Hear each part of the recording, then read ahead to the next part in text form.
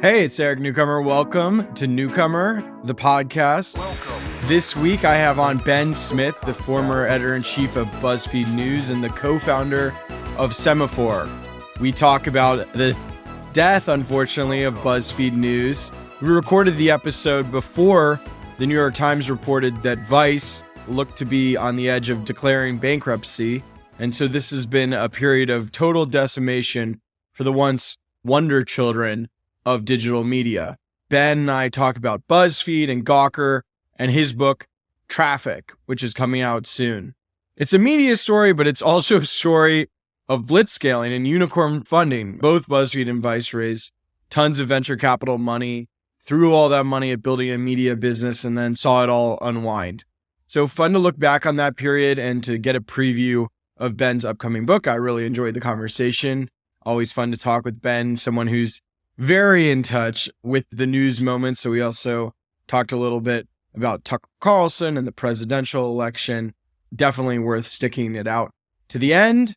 Newcomer is brought to you by Vanta. To close and grow customers, you have to earn trust. But demonstrating your security and compliance can be time-consuming, tedious, and expensive. Until you use Vanta. Vanta automates up to 90% of the work for the most sought-after security and privacy standards. Save time and money on compliance with Vanta's enterprise-ready trust management platform. For a limited time, Newcomer listeners get $1,000 off Vanta. Go to vanta.com/newcomer to get started. And now for the episode, my conversation with Ben Smith. Ben, thanks so much for coming on the show. Thank you for having me, Eric. I'm in a random hotel room at the Harvard Crimson is doing their 150th reunion, so I am at peak media event in my world. My fiance and I met on the Crimson, and then I got engaged like more than a decade later anyway. So if I'd known you went to Harvard before now, it would have totally changed how I thought of you. So good. I'm glad you didn't feel like I shamelessly lead with that. Not at all. Nobody does. It's funny. You're going to the White House Correspondents' Dinner? Yeah. So I'm not actually going to the dinner. Oh, really? Which is now the sort of more interesting stuff and the kind of useful Washington one-stop shop, honestly, where you get to see everybody or a series of parties before and after, including one we just threw last night. I was rereading an old David Carr piece from 2012 where he's sort of profiling BuzzFeed. You just came on.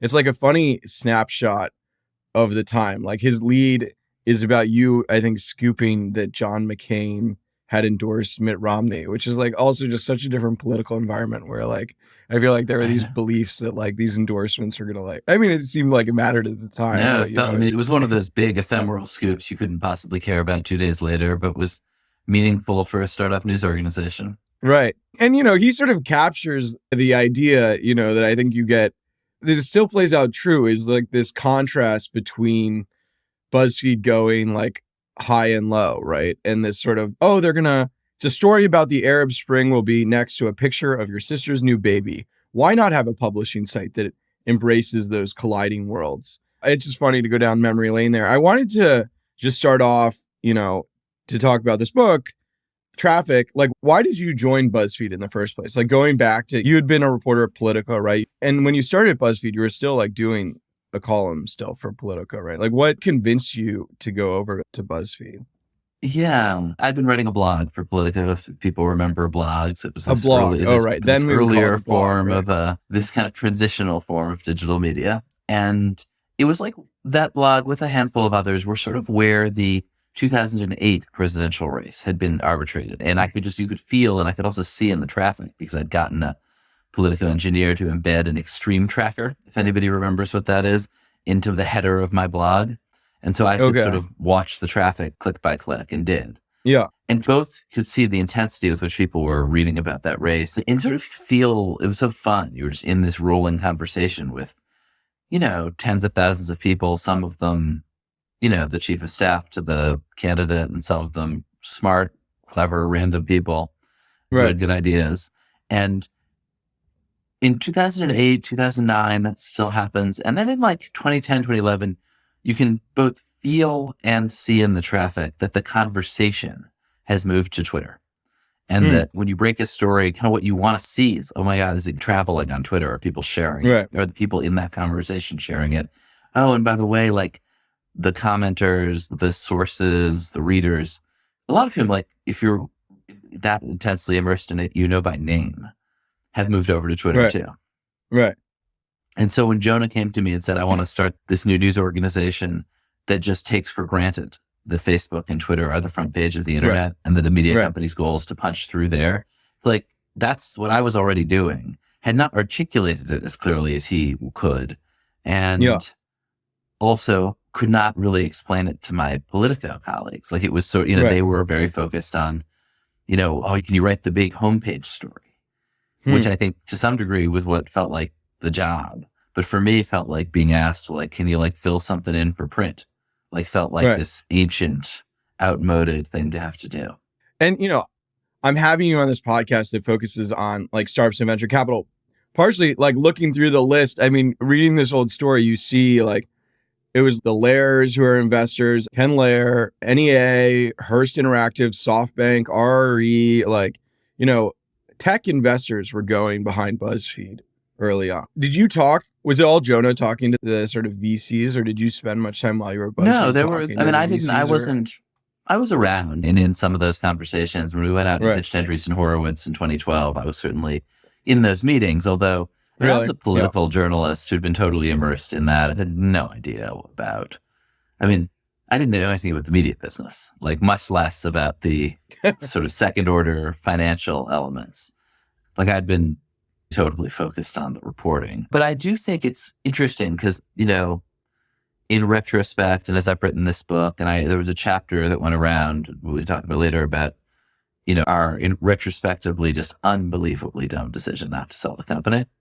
Yes, and so I've thought a little lately about what the hell were we thinking and what were they thinking when they put this much money into BuzzFeed and into other companies like it? Vice. What even was the bet? It's hard to explain. And I would not now go out and say to anyone, I'm doing a media startup and, we're going to generate the kind of returns in 4 years that a venture capitalist would be satisfied with. Right. I think in a good case, it's we can create a lot of value, but not that fast. But Chris Dixon, who does the Coinbase investment, he leads the investment in Andreessen Horowitz, right? These are really smart people. Right. He's a smart person. Well, I mean, it's easy to forget. First, just the extent to which we felt like the wind was crazily at our back. Right. And Jonah had been the first to see the direction of the wind and hoist up a sail. And just the traffic was growing like crazy. And people were responding well to this blend of news and fun stuff, which sort of was a mirror of your Facebook feed at the time, which people also were responding well to. And we were growing with Facebook most of all. And we were sort of in the Facebook ecosystem. We knew that was a risk, but it was also an opportunity. And the metaphor that was so powerful then, Ken Lair, the chairman, the founder of Lair Ventures, had been at MTV in the earliest days. And the metaphor that we thought that the piece of history we thought we were reliving was the birth of cable, most of all. When you had a new way of distributing content. And then, these lines laid, in the earth.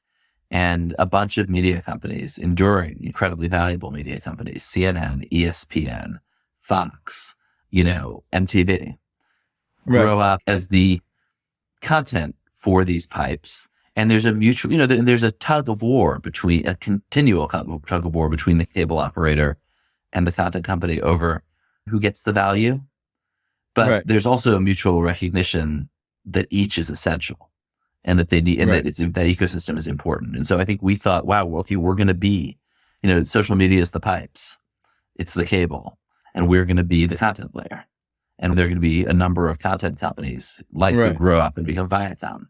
And obviously, I say this now, and I sound like an insane person, but at the time, that did not seem utterly implausible. And I think a little about, is there an alternate version of history where these social media companies, which are now dying, see into the future that their competitor are not each other, but are Netflix, are, change, are sort of the cultural change, and that they need to get to a place where they're delivering content people love and that they can't rely on UGC for it.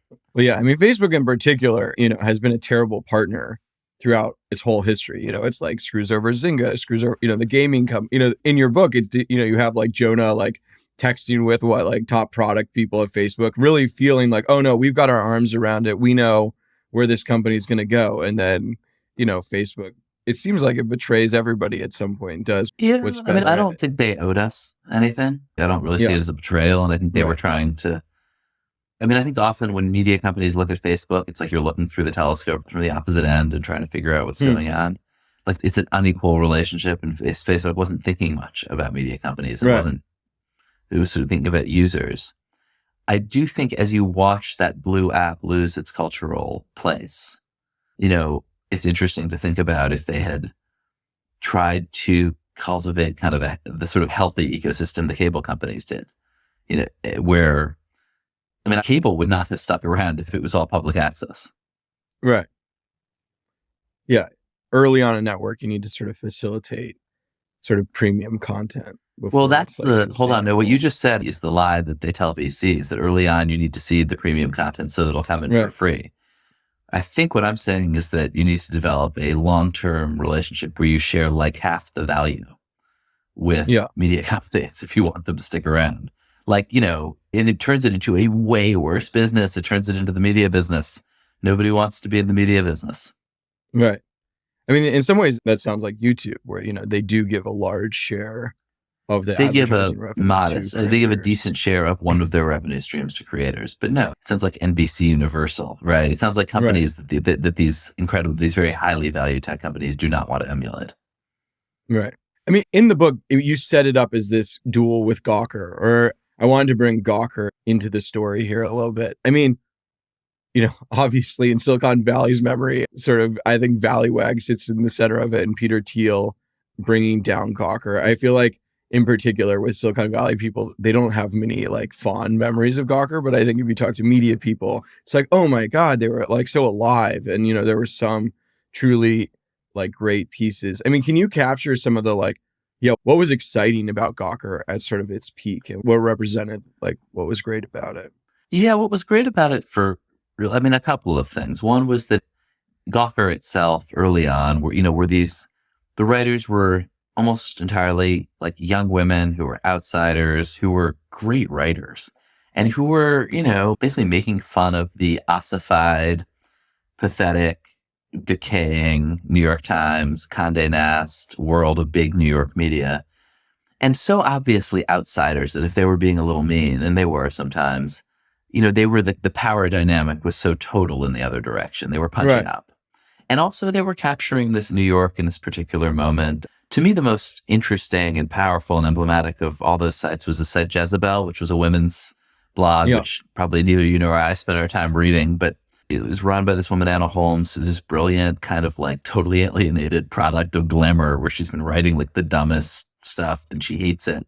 And comes out. Nick, the founder of Gawker, has persuaded himself this is a great way to sell makeup advertising, and Anna sort of lets him believe this. Is told to accept somebody's advice not to put the word feminist in her proposal, is hired. And the first thing they do is they offer a $10,000 bounty for someone who can get an unretouched before version of some fashion magazine spread. Amazing. Which they get. Some anonymous person turns up and collects the cash. And they started counting how many black models were in each issue of every magazine, which was 0. Yeah.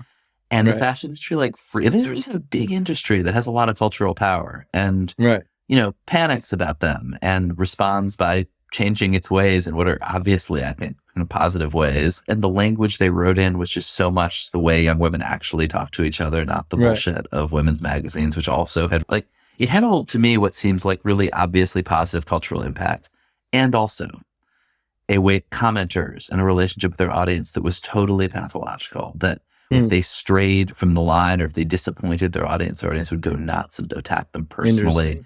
They felt captive to their audience in a way that was exactly like what social media would become. And they, and after a year of it, they kind of self-immolated. And there is this sort of moment where it's they lived in the year 2007, basically, through both the kind of interesting positive power of this new media world and the incredibly damaging part. The other thing I'd say, it's interesting in that context, is just and I think this is one of the many things that Silicon Valley people had against Valleywag in particular, but it was often incredibly sexist. like casually sexist, so you look back and you're like, wow, the internet then. And not that I'm sure that may not be like the absolute top priority for a lot of Silicon Valley people, but one of the things I thought was really emblematic was Nick Denton was writing Value-Ag for a while himself, the founder of Gawker, who was kind of British journalist who was importing some of the nastiness and fun of the British press.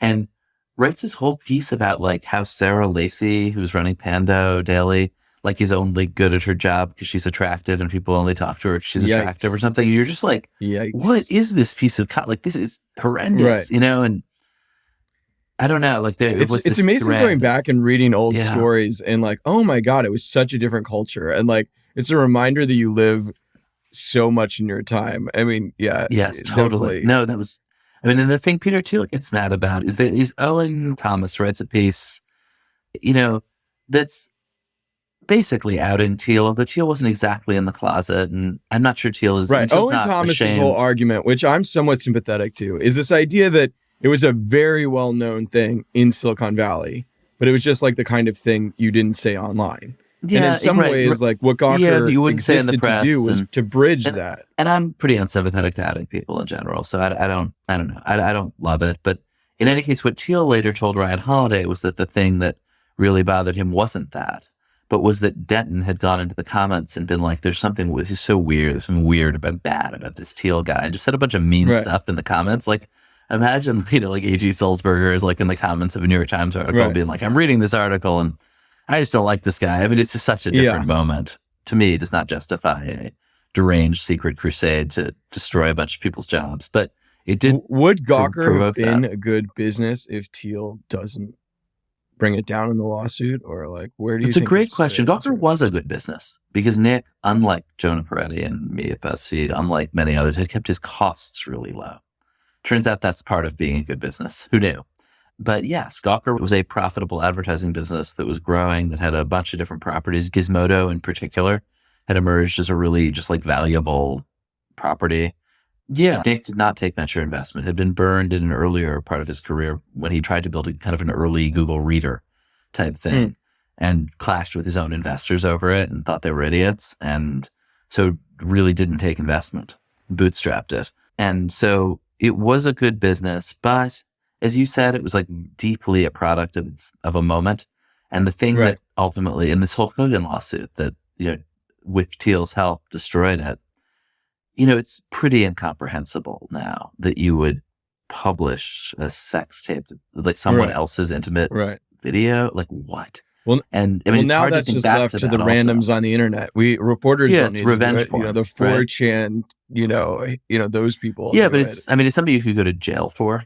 Like it's revenge it's porn. Terrible. I mean, it's not. I'm not making. No, I'm just saying it's not ambiguous at all now how people feel about it. And I do think there's this thing where Gawker was rooted in this moment where they were the outsiders, they were powerless, they were having fun. And in the aughts, they published a lot of sex tapes. Like there was I forget this, like Fred Durst's sex tape was a thing. Right. And he complained and threatened to sue them. They told him to fuck off and he kind of caved and sent them flowers. And there was a series of there were Brett Favre's dick pics were a thing. I mean, there's a whole part of the internet that was about that. Punching up excuse became too powerful of a concept. Like it was like, oh, anything's allowed if we're punching up. And also as they think they're punching up, the rest of the media is like collapsing and Gawker is growing and the power dynamic shifts a bit, right? And they're sort of an established media company that's just punching people in the face. And not necessarily and rich people care about their reputations. I think the media can be like, you're rich. Like, who cares? Like, we can say whatever you want. But, people... we're talking about Silicon Valley in particular. Yeah, right. Punching up isn't actually much of an excuse. You should write stories that are accurate. I agree with you that punching up is not an excuse. Like, ultimately, you should write stories that are accurate.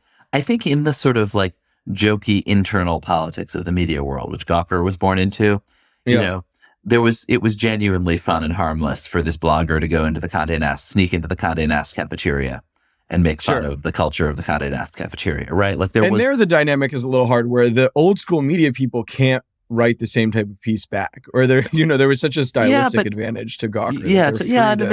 There had been a tradition, like Spy Magazine was the sort of precursor of it. There was sort of a tradition of witty outsiders skewering the old media, and it's sort of healthy and basically harmless dynamic. I want to go back to BuzzFeed. Max Reed in the Washington Post has like a great summary take on your book. I mean, he writes about the scene you have in Traffic with, where you guys are all debating, what Disney paying $650 million to buy you, what you're smoking weed. Is that right? And basically you decide not to do it. And Steinberg, the founder of Cheddar, US Daily Mail, is advocating for it. And, basically the suggestion from Max is that, this was like a pump and dump. And the only person to really realize that was the case, that you had to sell after the pump, was Steinberg. Or I'm curious what your take on this. I mean, it's obviously in retrospect, we should have sold the company. I mean, it's very easy in retrospect. And, Right. I mean, Max is a wonderful writer and was actually very helpful with the book. And I would say I disagree with him with no malice, but that piece is just classic late Gawker in that it's beautifully written. It's incredibly smug politically. It sort of has its own political point of view. And it assumes that it just sort of imports this sort of level of, well, of course I know it all. And these people are all idiots. Right. I mean, sure. Well, it's sort of and thus sort of adds nothing in a funny way, but the writing's great. Right. Yeah. I mean, in retrospect, it was a disaster, right? At the time, it wasn't so obvious that or it wasn't so obvious to me, and maybe it was to Max. Right. It was that the path social media was taking was the one it then took, and that the relationship between social media and publishers, would go the way it went. I feel like the idea that was like hard to believe then, and this sort of comes through in the car piece that I was starting with. But I should also, but just to go back, like, we should have been more cynical and greedy, right? I mean, that's really like the lesson I think that he's actually saying is that people should be more cynical and greedy and always assume the worst. Right. And the decision we made was partly because we felt we had the wind at the back and we were growing, and partly, and this is like, I mean, if you think about it from sort of the perspective of shareholder value, which is not how I as a journalist was thinking about it at the time, pretty irresponsible, but was that we had felt like we were just getting traction with this thing. And that at some level, Disney wanted to hire BuzzFeed to sprinkle internet fairy dust on ABC News in particular. And it was just profoundly like not what Jonah and I had signed up for, which is totally selfish. And I assume you were able to raise more venture money because of that deal. And so it feels like, well, we're getting higher valuations, so we're fine. Or was that? I think in fact, we went to NBC and raised, I think it was another $400 million, which, I mean, a terrible mistake for everybody. Right. The contradiction of BuzzFeed sort of being both sort of fun and serious, like, do you think that was just like doomed from the start? Or like, do you think brands can be culture, that many things to people? Right. So, I mean, I think I guess I write more about politics and culture than about venture capital. And in fact, my colleague Liz Hoffman always reads my stories before they go and occasionally is like, I can't believe you're employed when I write about business. So let me caveat that. But I do think that the culture, like basically, I mean, it's so hard to get your head back there. But there was this moment when people were like, the Facebook newsfeed is so great. Baby pictures and memes and hard news all together, mixed up, like cool, right? And BuzzFeed was a product of that moment. And people liked it. Like consumers liked it. It was a thing consumers liked. And then this tidal wave of incredibly divisive populist politics comes kind of sweeping through society and social media. And people don't like their feet. And a lot of people do not like that as much, do not find the experience of reading about Donald Trump next to baby pictures and memes, or reading about, how much you hate Hillary Clinton. It's not the same experience, and people don't like it. And Facebook starts ineptly trying to figure out how to respond to that and to, wow, we're getting all this engagement. We want more of it, but we want it to be meaningful, and somehow land with a measure called meaningful social interaction, which is like the worst combination of all of the possible ways to do it, where they're like, well, we don't want people just getting kind of random garbage, low quality fake news flying by. We want stuff they really engage with. And by engagement, I mean, I'm posting a story saying that Donald Trump is great. You're commenting, kill yourself 17 times. And the algorithm is like, this is great. Eric is really engaged. Right. I mean, I feel like people outside of the media underestimate how much just like the weird capriciousness of Facebook like forms some of the journalist view of tech. It's just like, oh man, media is just subject to the sort of random, not fully thought through views of social media companies. And then, success or failures. And that again, there is this level where we think that they're thinking about us. And in fact, what's that Shakespeare line, like flies to wanton boys or we to the gods, like they're making decisions that are about engagement and about audience. And they're very, from my perspective, and I think now quite obviously, reluctant to accept that politics and culture are larger forces that they're themselves totally subject to, and that they ignore these and kind of think they see these big political and social trends as like product trends, kind of miss them, and then light their own platform on fire as a result, basically. I wanted to offer a view on BuzzFeed. It fits to me into sort of the classic venture capital blitzscale sort of funding story, right? It's like just like an Uber or a WeWork, where it's like, we're going to throw a lot of money at something before it's profitable. It's going to get, outsized attention relative to how much we know the business is going to work. Obviously, like Uber, I do think is a transformational business. And obviously, I think as a reporter, like BuzzFeed News, like sort of changed how everyone wrote. But at the end of the day, the amount of venture capital funding and the ability to spend at a loss, like just drives an audience and attention that's just like unjust relative to sort of what it has accomplished. I was at Information in 2015, and Jessica always fairly feels that like, I don't think they got sort of the attention they deserve because it's a bootstrapped business. And you've written profiles about her, so you certainly understand that. But it is a little frustrating. The media and the narrative and the culture just broadly just buys that whoever has money and is spending it is sort of what matters relative to like, I don't know, thinking about these things as like which business is going to last. Yeah, I think that's exactly right. And it's really destroying. I think Nick was incredibly and kind of rightly resentful that Jonah had raised all these money and was, overpaying his people and hiring them from his point of view. Right. And I think Jessica too. And and it was, I don't think this is particularly specific to media, but you have these venture-backed companies that can, spend and lose money in an attempt to get scale. And by the way, like investors do that because sometimes it works. Right. But in this case, it both did not work and obviously, kind of was incredibly frustrating to their competitors. Right. Max flags this again, but in the Rosencrantz Guildenstern line, or like this sense that, you're writing this book about BuzzFeed and Gawker. And there's a question of whether are they really like the main characters, or like, will they last? Or like, what is your true view on sort of, in a decade, how much we'll remember this story, or how you reckon with sort of their lasting impact? Yeah. I think their lasting impact on, what lasting is a funny word, but I think their impact on culture and journalism was obvious. And, they kind of wound up kind of leading the way, into whatever the hell it is we're doing now, for better or for worse. And the New York Times won. The New York Times, incredibly, kind of incredible business story. Like they did not follow fast, but they did like follow slow and thoughtfully, and really build incredible digital product. Now they're copying the Axios Semafor headline styles, right? Yeah, they also absorb. Yeah, and it's still they have a lot of challenges, and it's hard to run a big institution and things like that. But they have a very devoted audience, and they did basically absorb many of the people who were running these companies. Went to work by 2019, 2020. You went and wrote a column for them. Dozens of people. Kara Swisher and me and Corey Sika and Dodai Stewart from Jezebel and a bunch of people. Many more who had been part of this moment go to the New York Times, and they sort of absorb a lot of its DNA, like for better and for worse, by the way, because we're a bunch of lunatics who hate each other and have wildly varying views on what journalism ought to be and on whether the New York Times is doing it right.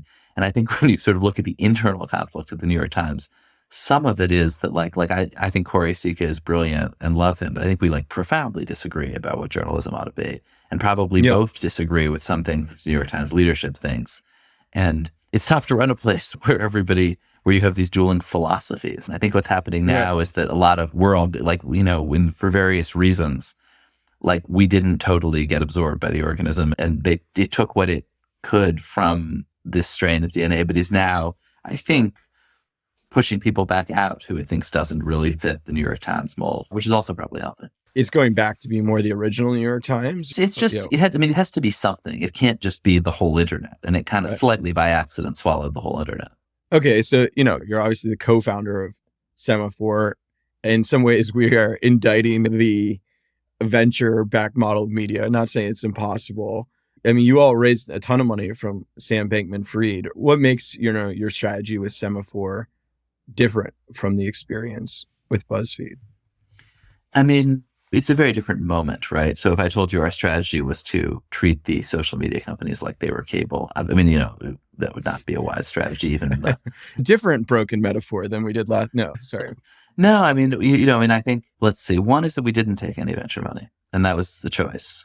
We have... You raised like rich media money or... Pretty large number of investors who are sophisticated people who, want this, who really, I think, care about returns and about this being good business, but aren't under the illusion, that it's going to 100x in 4 years. And right. Justin and I think from my perspective, I came into BuzzFeed never having thought at all about the business of news and how different it is from the quote unquote media business for a number of boring reasons related to the ad market, the subscription market. But I did want to, having, kind of gone through this stuff at BuzzFeed myself, like learned on the job how to try to generate revenue around news and not done a particularly good job of it, wanted to build a news business that is a harder business than an entertainment business, I would say.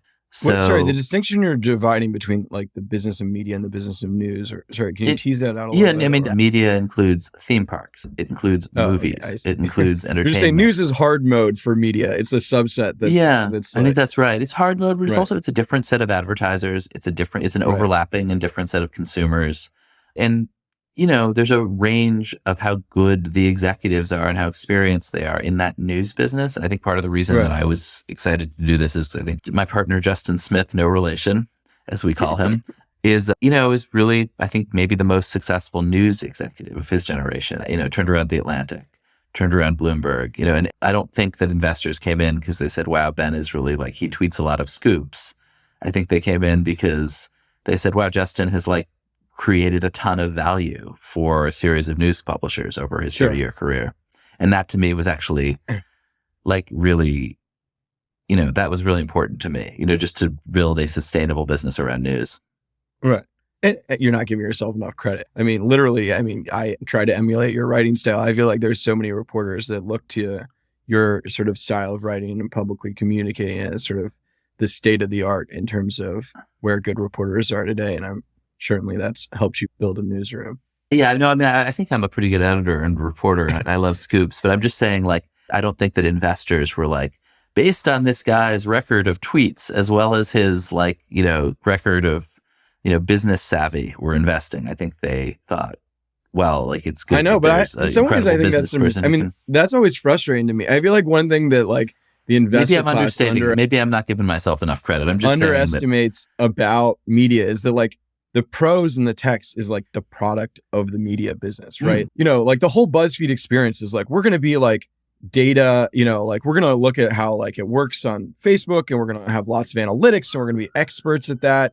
And that is a type of tech company too. But Apple and the tech companies that VCs worship are product companies where you're fuck the data. We know what's a great product, and we really curate it. And I think in a similar way, great media businesses are we know what the great product is, and we're not going to chase some number that we don't even really know what it means down a rabbit hole to destroy this product that people expect from us. I feel I'm now kind of old and have sort of reject all binaries like that. I think that when we were good at BuzzFeed, we had a bunch of data nobody else had, and it was really useful, and it made our bespoke products better, because ultimately there is a kind of media person who you and I know well, and journalist, who just pours enormous energy into a story so that it will win a prize from a prize jury, and no one will ever read it. Yeah. And is almost dismissive and sneering about the audience. And I think there's that, and I kind of find that repellent as well. Right. So. Yes, I do. Yes, certainly. The product is built for the customer. Obviously as a Substacker, I'm oh yes, it is for them, not right. Yeah, and that's what the data tells you. But you also, if the data is telling you to treat your customers like total idiots and to trick them, don't do that. Right. So so I think you can be totally informed by and immersed in data without. It's in these sort of early days of digital media, and it's again, you got to get your head back to the point where your competitors just didn't have data and you did, but it's like suddenly you're flying with instruments and they are flying without instruments. And it's a huge advantage. Not that you can't fly a plane without instruments. Yeah, and I'm not against data. I guess it's more just if you know what your product is about, you can interpret the data better, right? Like if I look at certain numbers, it might be like you could find some correlation of time of day I publish. But really it's like, oh, I publish my best stories like late in the day because I like need to get them out because they're scoops, or you know what I mean? Because you sleep until 3 p.m. every day. Yes.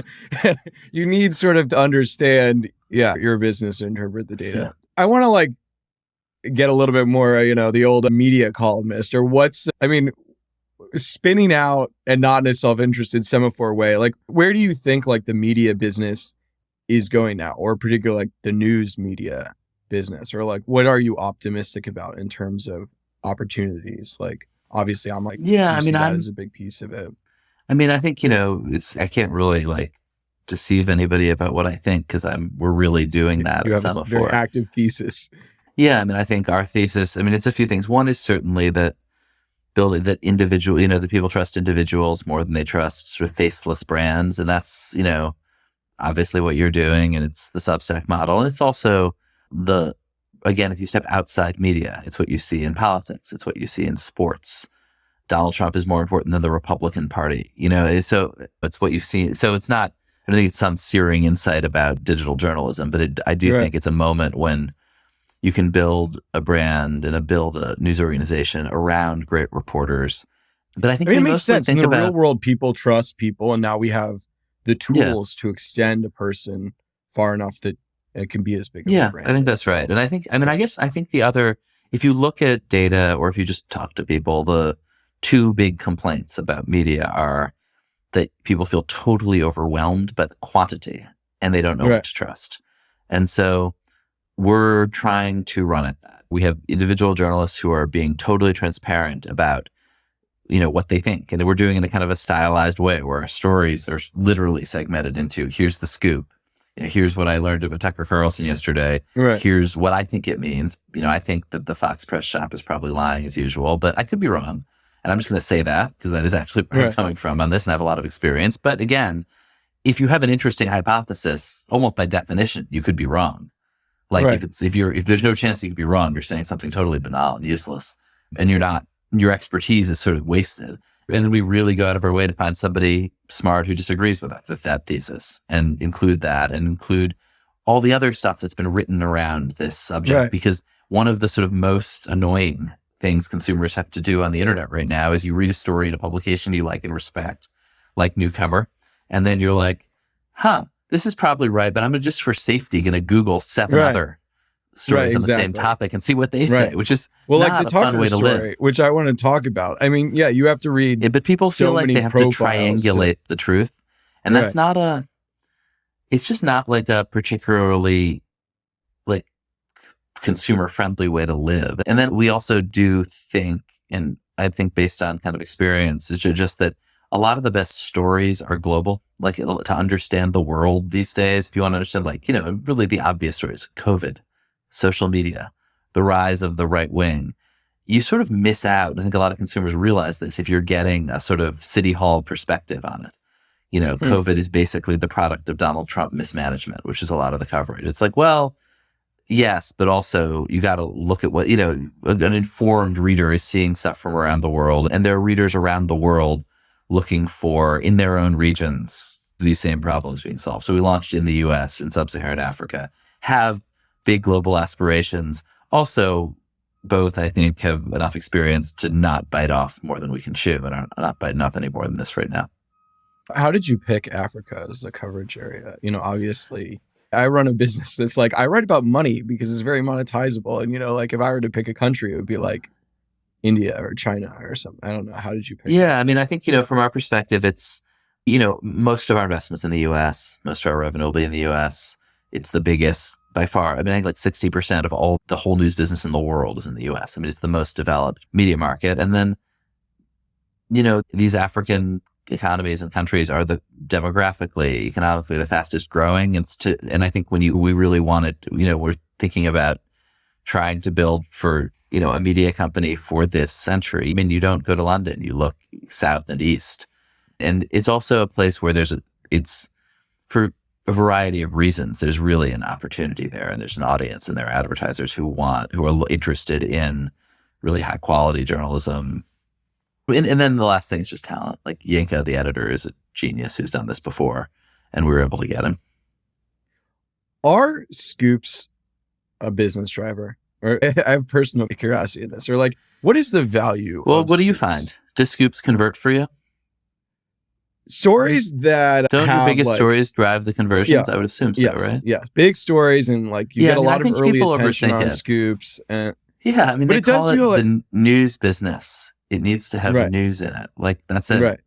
I just think certainly, yeah. Unless your name literally is Matt Levine, there's an exception. If your name is Matt Levine, that you don't have to have any news. The great, but everybody else has to have news. Yeah, right.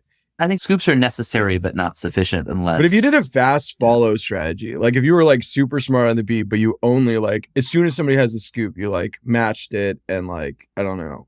Do you think that would work? Or like, is it the news people want in the time before it's covered, or they want to hear it from the person who's in the loop enough to get it? Or I just try and disentangle sometimes what it is. Because people also say they don't care about scoops. Sometimes I think consumers don't. That are like, consumers do not care broadly about scoops. Right. I think if you're starting a new thing, you can, and particularly if you have kind of an interesting thesis about, well, actually, like the story form is broken, we want to do things a little differently.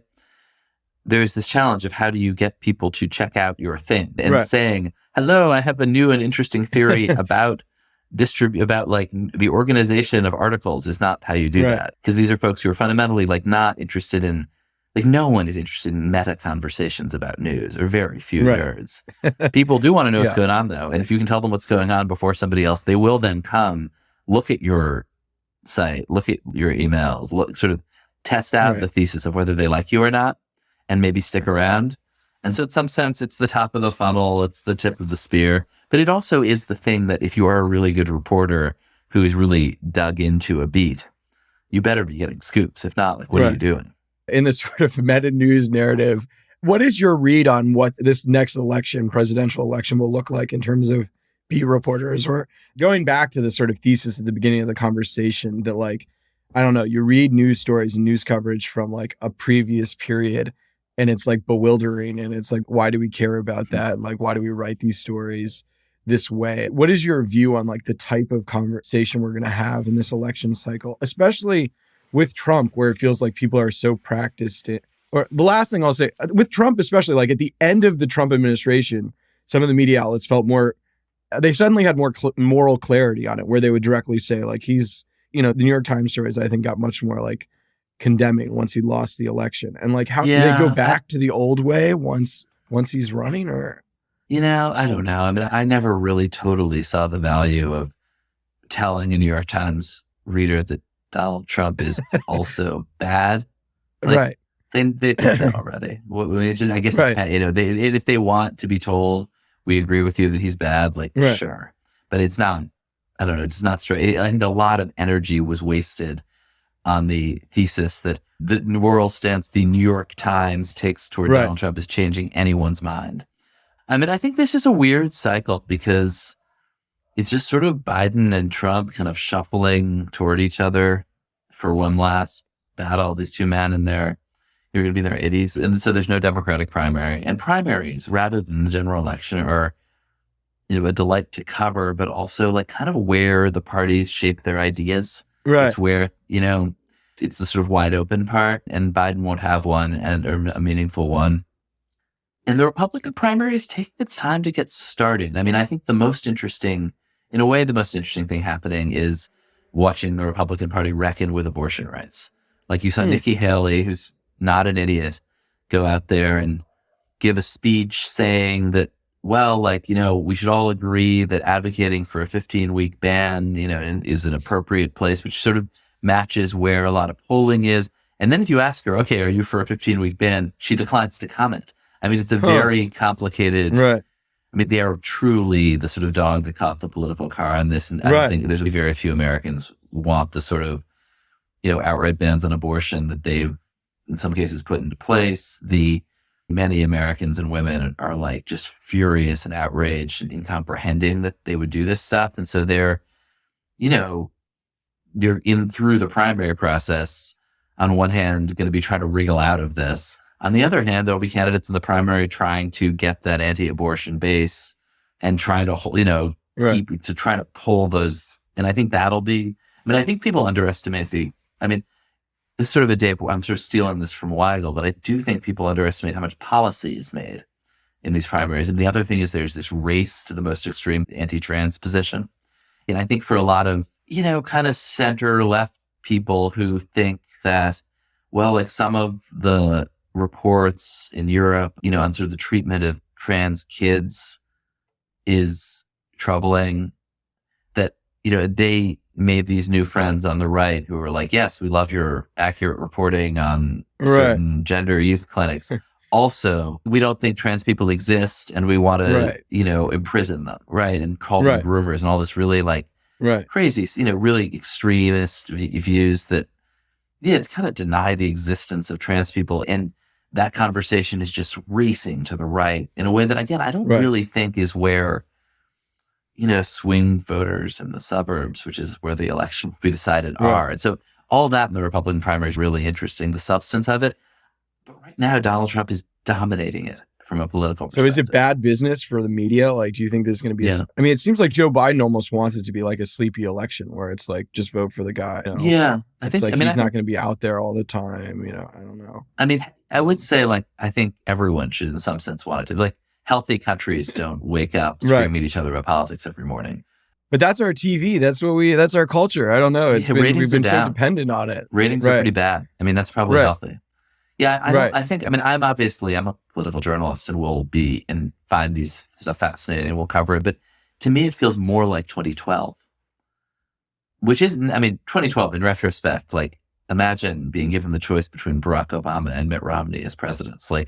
Amazing, right? These are two very impressive, great Americans, you could do a lot worse. So I don't think it's low stakes, and it's never low stakes, but I do think, and I'm sure by the end, there's, many Americans are very panicked at the idea of Donald Trump becoming president again and will be motivated and will come out to vote if he's on the ballot. Yeah. But it does feel just there's less interest, there's less panic, there's less drama. To my surprise, when we launched right into the midterms, which stressed me out because it's hard to break through in the final weeks of the midterms. And we've done do great coverage out of Washington and great campaign coverage. But I had sort of assumed that by now campaign coverage would be, the top of the fold of the New York Times every day. Right. And it's really not. A lot of it is finance. It's SVB, it's SBS, it's, it's talking about politics more than the New York Times in some way. They're do you listen to All In, by the way? Or I do sometimes, penetrated. Yeah.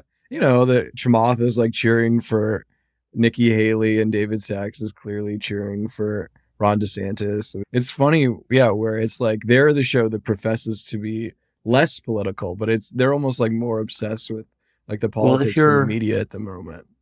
Yeah, and Silicon Valley is now in a place where they're Republicans, basically, and so the Republican primary is particularly of interest to Republicans. And I think, and in some sense, the New York Times gets to decide who wins the Democratic primary. In some sense, the way All In has a vote in the Republican primary. And so since there's not a Democratic primary, there's not a fight for the soul of the Democratic Party. I know you're being sort of tongue in cheek, but yes. It's just the people with the loudest voices in Silicon Valley are the richest, who are therefore the most likely to be Republicans. And then, the Democrats, but they also feel that they have a stake in the Republican Right. primary. They would like to see, a lot of people in Silicon Valley would love to see a, free market oriented, anti-woke, but not psychotic challenger to Joe Biden. Because I think a lot of them feel oh God, I really don't want to have to vote for Joe Biden, who I dislike a million ways, but also probably don't want to vote for Donald Trump. And so I think there'll be a lot of people who feel this is probably true of the business. I don't think actually this is true of Silicon Valley. I think it's true of a lot of business people in America who have long been Republicans because they want less taxes, less regulation, and have a view of how the economy should work that is roughly the Republican view and not the Joe Biden, much more the Republican Party view. Feels very green field right now. If they, from the elite perspective, if they could not talk about trans stuff, which obviously is the core of the party. Yeah, if they could only just not talk about any of the things that Donald Trump. Right. Yeah, and be the thing they used to be, Mitt Romney's Republican Party. Yeah. Right. I wanted to end, and I'll let you go, and I thank you so much for taking the time. The Tucker Carlson saga, leaving Fox News. I mean, you've been on Twitter, basically, I don't know, questioning some of the like narratives, or have you come to a view on like why he left and what it means? No, I think it's a reporting question. And whenever I actually was arguing with one of the great reporters covering it last night, not Matt Stein, oh, really? I didn't also, even see that. who I would also say this to myself, but like, in person. Just, people are saying, well, I think it was an accumulation of factors. What is I know, it's the White House word, but well, I think it was an accumulation of factors. And like, sure, of course it was accumulation of factors. Everything was an accumulation of factors in every story, but nobody has reported. Like, what was the email that Rupert Murdoch got or the call he got? And he was like, all right, enough. Like, it was something specific. And I think and I've seen, 8 or 9 really plausible theories printed based on anonymous sourcing as though they were fact. And many of them, and it feels like when they write Fox a news story, they have to like embed their old story in and pretend like, oh, maybe that was part of the reason. It's like a cobbling of reasons. Yeah, and I think it is true that there were lots of good reasons to fire him. He was insubordinate. He said disgusting things about women. He had really diverged from Murdoch's view on Ukraine. He thought he was bigger than the play. I mean, lots of things, but those things, most of those things have been true. Oh, he was the favorite of Murdoch's ex-fiance. I mean, lots of things that were true, but none of them that happened between Friday when he was, and Monday morning when they fire him with no notice. I mean, it's an incredible study in how not to run a company. And some of the stories are based on anonymous leaks from Fox's PR department, where you can tell because they're like, well, we did this in a totally normal manner in which we had meetings and made decisions. And, it wasn't Rupert Murdoch. It was really a bunch of executives who do their jobs in a totally normal fashion. And like anyone who's ever covered Murdoch's world knows, that's not true. Like, that's not how it works. But they always afterward go out and try to make it seem like it's not a sort of erratic tycoon shooting from the hip. But he has always been an erratic tycoon shooting from the hip. And that was sort of the story you all did, right? That like Fox is just, the Murdoch's empire is like defined by how erratic it is. Yeah, and that's always been true, by the way. Like, it's not some totally brand new thing. But Max Tani did a very smart story about how in the last several months, even by Murdoch standards, they announced a merger of Fox Corp and News Corp and then called it off. He announced his engagement, called it off, pushed out a couple of editors, and then fired Tucker Carlson. The notion that you can sort of be like, well, these were all a series of considered decisions that came out of meetings of the senior leadership team, blah, blah, blah. Like, of course not. All right. This will test your ability here to forecast media. Do you think Tucker Carlson is relevant without Fox? Of course. He's relevant. I mean, relevant is a low bar. I think he'll think about running for president. Why wouldn't he? It's a way to stay relevant. But I think people underestimate the power of that platform. At Fox, a bunch of people have come and gone. Bill O'Reilly, Megyn Kelly, Glenn Beck. They're all employed and gainfully and relevant, but not. And Tucker is bigger than they are. It'll be more relevant. But, that's a very old audience. It's people who navigate by speaking out loud to their remotes. It's not people who, no offense, that is a great way. I do that sometimes, but it's not necessarily an audience that downloads your new app. And we know this because Fox launched an app, Fox Nation, that did not take off, even though they used Fox's own channels to say, come get more Tucker over here. And people did not do it. So it's very hard for me to see, without the Fox platform and the Fox audience, who are disproportionately in their 70s, like, there is a smaller, younger group of people who are right-wing nationalists and populists and love Tucker, but it's not the same. Ben Smith, thank you so much for coming on the podcast. Really appreciate it. It's great talking to you, Eric. Thanks. Great. Cool. Thanks so much. I'm Eric Newcomer. That was my conversation with Ben Smith. Shout out to Tommy Heron, our audio editor, Riley Kinsella, my chief of staff, Young Chomsky for the music. Thanks again to Vanta for sponsoring this episode. Check us out on iTunes, YouTube, and of course, subscribe to my Substack, newcomer.co. Thanks so much. See you next week. Goodbye, goodbye, goodbye, goodbye, goodbye, goodbye, goodbye, goodbye.